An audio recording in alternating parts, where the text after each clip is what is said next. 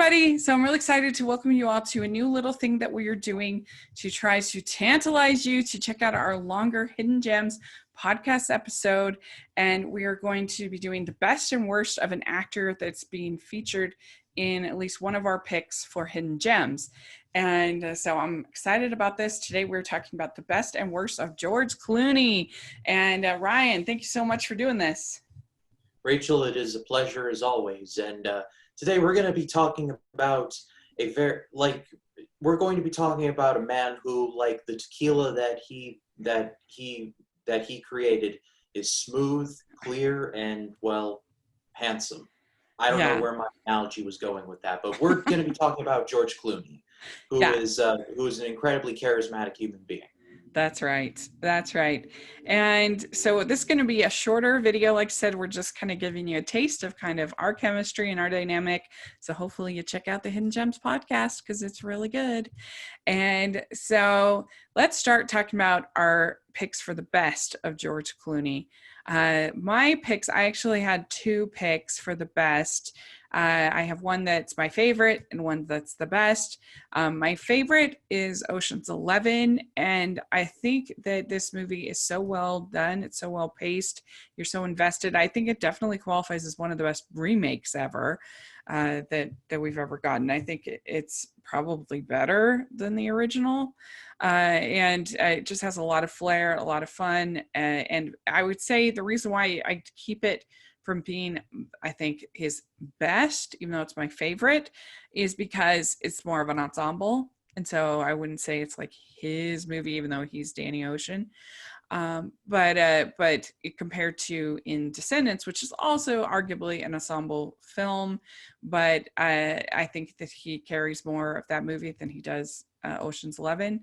And I love Hawaii, so I'm already inclined to love the setting of the Descendants, but the family story about them trying to him trying to pick up the pieces of his life, which has been put into shambles, and what he realizes about his wife when she's in this coma, and trying to deal with his daughter.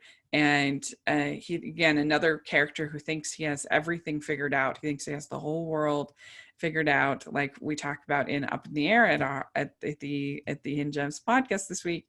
And yet he actually really doesn't have anything figured out. And really love Judy Greer's character in this. I think it's really good. And I think both of the daughters are quite good in this. And so that's my picks for the best of George Clooney. What about you, Ryan?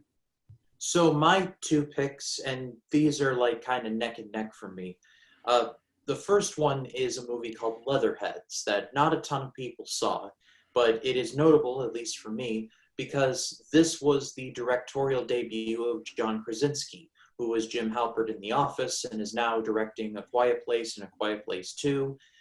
He's Jack Ryan on Amazon Prime, so he is very busy right now.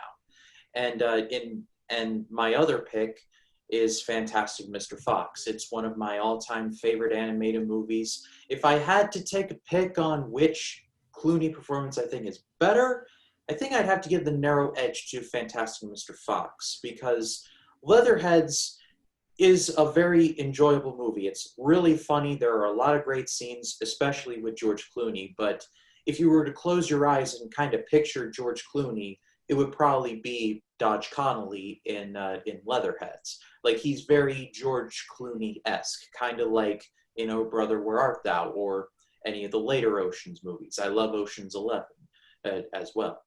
But in Fantastic Mr. Fox, you don't hear George Clooney. You just hear Mr. Fox. Like you don't hear Meryl Streep. You hear Mrs. Fox, and it's just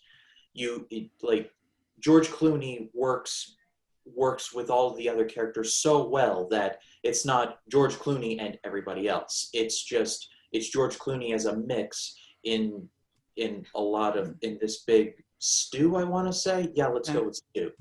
And so Leatherheads is a lot of fun, and he has a lot of funny lines, and it's definitely underrated. But but Fantastic Mr. Fox gets the narrow edge for me. Yeah, I love Fantastic Mr. Fox. I think it's so fun, and I love the animation. It's just the attention to detail is really incredible. The Wes Anderson did for that one, and a great voice cast, and it is quite funny. So I'm with you there on that. So let's talk about the worst of George Clooney. And my pick for the worst is his chance to put on the cape and cowl and play Batman in Batman and Robin. It's really bad. You have the Bat credit card. You have the Arnold Schwarzenegger and all of the horrible puns. You have him adopting Robin, and he's a grown adult, which is so ridiculous. And you have Alicia Silverstone, who's supposedly been in England. She has no accent at all. And you have Uma Thurman being not the best, and they even have Bane in it. I mean, it almost reaches that so bad it's good level, but it's so it's so mixed as far as tone.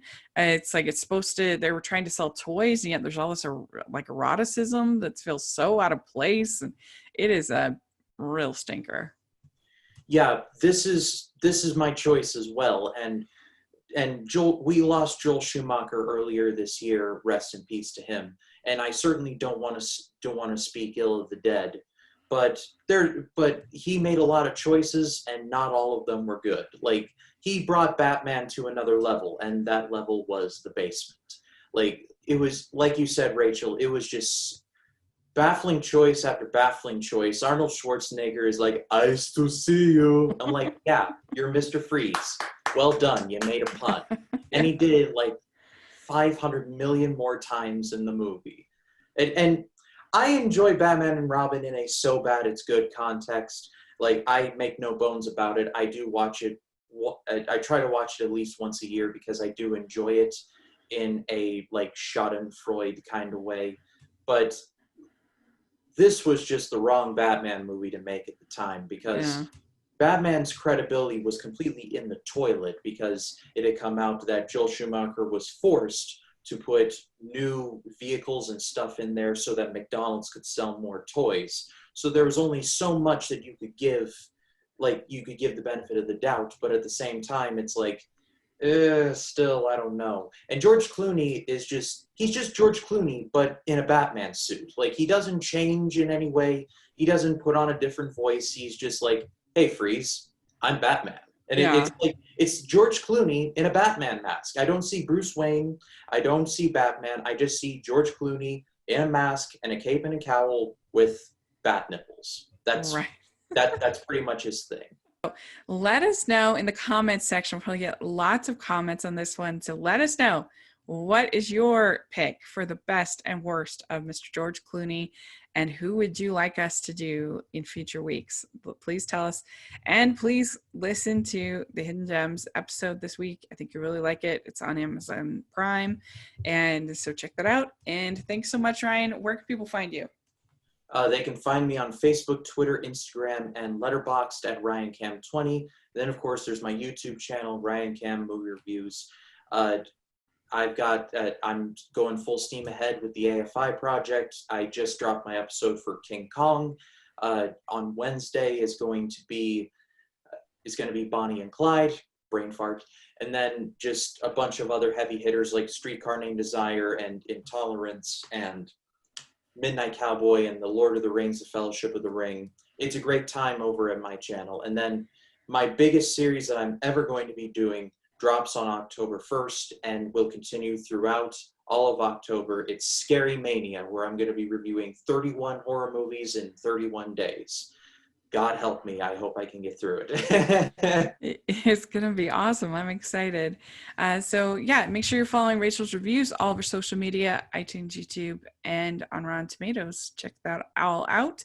And if you can give us a thumbs up, subscribe to this channel, would really appreciate it. Also have the Patreon group, which is having our next watch along on Saturday with writer Nina Weinman for Pumpkin Pie Wars. So that's going to be really fun. And so check that out. All the information in the description section. We also have our merch store, which is a lot of fun. So please take a look at that. So thanks so much, everybody, and look for your comments. Bye. Bye.